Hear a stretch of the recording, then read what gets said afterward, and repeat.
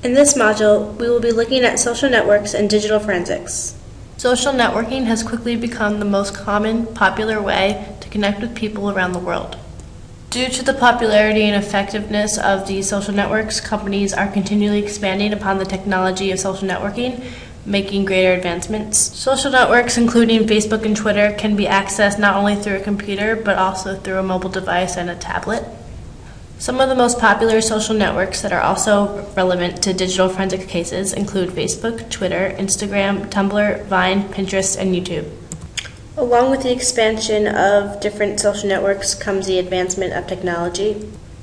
Most of the social networks, including Instagram, Skype, Facebook, and Twitter, allow for video and photo streaming that can be available to the public, as well as blogs. There's chats and instant messaging, and location and GPS, also known as geotagging, which is a newly developed element that will allow any social network that you upload a photo or video to identify your location, which could be quite dangerous because if someone has a profile that is not private and public, then anyone viewing this person's profile or picture or video or post can see where they are, as well as wherever they have taken that picture or video. However, it also allows you to type in whatever location you may want to, so it doesn't have to be exact. It could be a made-up location, or you can say you're somewhere else that you're really not. But the geotagging feature also allows you to turn off the location or GPS on your phone if you just go to your settings, and that way if you upload a picture or video, your location will not be specified on the internet. Some of the most common and beneficial uses of social networking include meeting new people and forming relationships, as well as connecting with family and friends. Social networks such as Instagram, Tumblr, blogging, or Pinterest also have the advantage of being able to express or share your ideas and opinions and personal work. Lately, people have also been using Facebook or other social networks to find job opportunities, or if an employer or boss is trying to find someone to fit the job, they can simply go onto their profile on Facebook or MySpace and look into what that person's about. Other uses that are beneficial to those who use social networks is just for leisure time, for fun, and for people who want to feel more involved in society and caught up on technology. However, in addition to the benefits, there are also negative aspects to social networking. Commonly being a place for criminals that are usually caught for child pornography or stalking. The most common is sex crimes that lead to rapes and sometimes death. And once again, this is mostly because of all of the personal information that people post on their profiles, as well as the geotagging, letting people know where they are. Cyberbullying is also common, mostly seen on Facebook or Twitter, usually from kids ages 10 to 17, and it's usually seen by comments on photos or videos, and also very commonly messaging. Identity theft is also considered to be a common crime with social networking because of, once again, the amount of personal information one puts on their profiles. It is quite easy for an identity thief to steal this information, and social networking is also usually classified as a distraction, mostly toward kids that go to school or those who work or go to college, because it is very distracting and takes up a lot of time. It has proven to decrease one's academic standing and effect on social skills. This image here is called the social networking wheel, which is just a representation of the community within social networking. Some of the aspects shown on this wheel are what are the most common elements of some social networks, including friends, that you can add friends like on Facebook, or if you have a Twitter, there are followers, which are essentially just friends. Messaging is very common with almost all social networking. You can have private messaging, instant messaging, and even group messages. But the most common element and relevant to any crimes that take place with social networking is the profile, which is usually a picture of a person as well as any personal information such as interests, even their address. Seen in most social networks are social issues as well as technical issues. With the development of social networks comes issues such as social and technical. Social issues are the most common, which could be regarded as cyberbullying, online relationships that can lead to crime incidents, as well as privacy, which is essentially the main factor in all the social issues.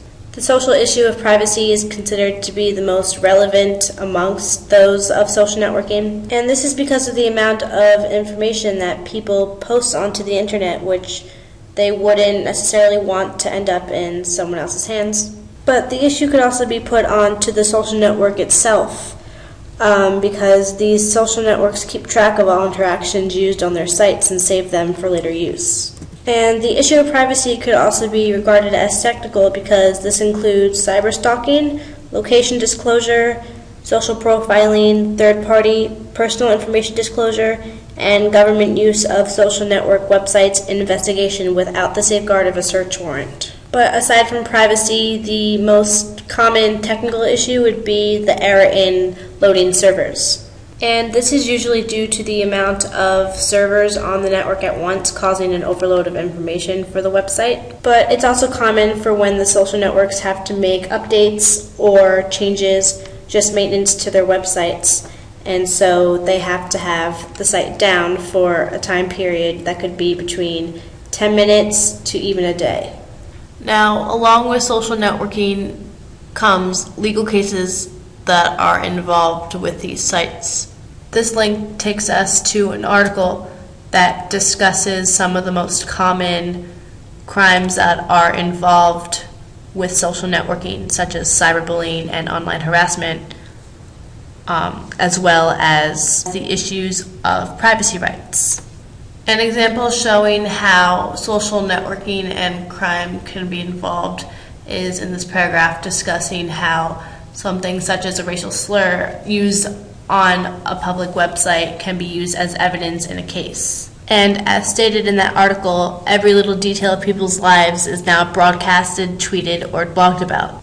Also, commonly, people are posting tweets regarding other investigations that can actually mess with a case. And this issue is actually discussed in this link of the video clip regarding intentional interference with investigation through Twitter posts and relevance to the Newtown shooting from an officer's point of view, in which he actually states that there were false accounts of posts leading to wrongful evidence of the case.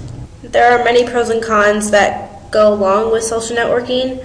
One of the pros being that social networking sites spread information faster than any other media, and over 50% of people learn about breaking news through social media, such as Twitter. And although social networks are common for crimes to occur, law enforcement actually uses the social networking sites to catch and prosecute the criminals. Whereas social media can also enable the spread of false and unreliable information at the same time.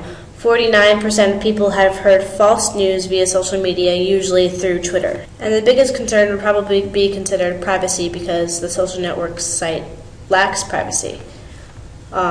Majority of the time, even though you can make a profile private, it's not completely private. It's on the internet, everything is out there. And a lot of the time, social networks can be pretty discreet about their privacy settings, and people usually do not know about them, and unknowingly they could post pictures or videos or anything that the public can see. And then there's the controversy of social networking allowing people to meet new friends and improve their relationships, but at the same time that could be a danger because of the strangers that are on these social networks. And these strangers usually gain access to information on a profile once they become friends on this social network, and that is usually the leading cause to the most common crimes that are involved with social networking.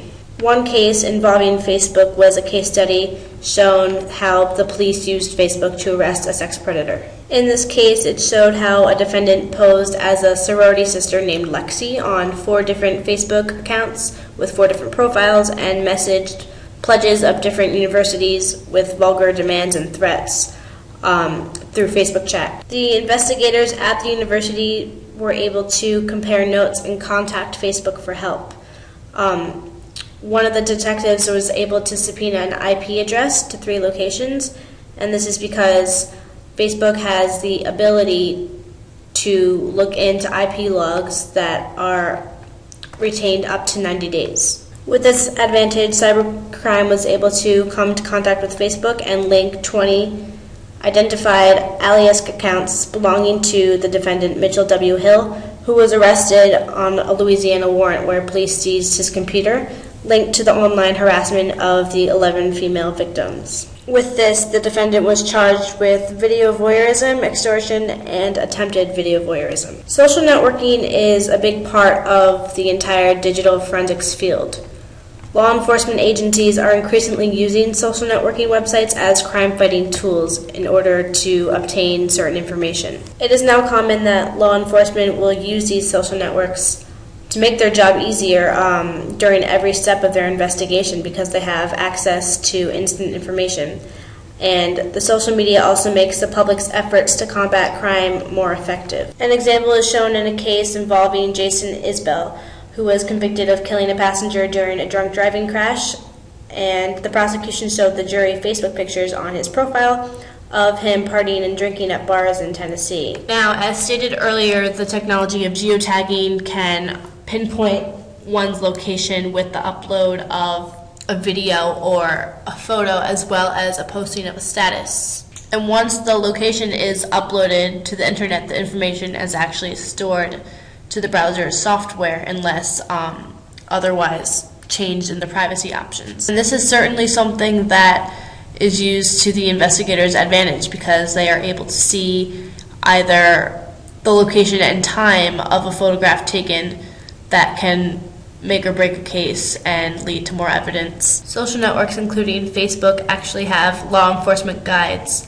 that have information regarding a fax number and an email and a mailing address that one can request the identity of an account by submitting a request to the Facebook investigators. And also included in the law enforcement guideline is Facebook's subpoena and search warrant guidelines, which states that they have the right to search IP logs that can be produced for a given ID or IP address, and they have the IP log data up to 90 days from the present date. Hacking social networks is another issue related to digital forensics in social networking, and it requires very little technical skill, rather using a person's personal information through his or her profile. And so evidently the more personal and professional information that is included on a public profile, the easier it is for a hacker to exploit that information and to gain that person's trust. In relation to social networking and digital forensics,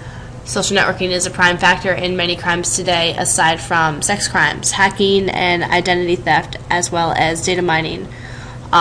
They're the result of voluntary information being shared on social networks such as profiles.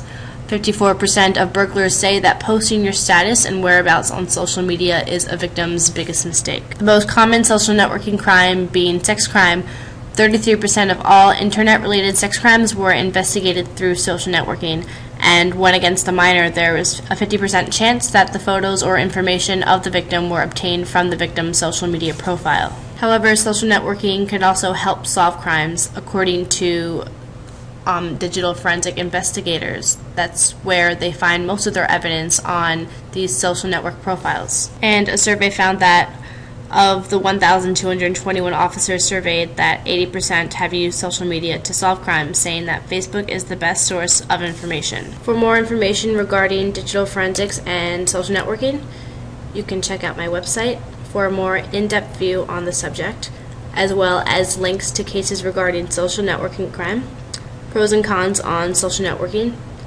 social media and law enforcement, and Facebook law enforcement guidelines with the subpoena warrant.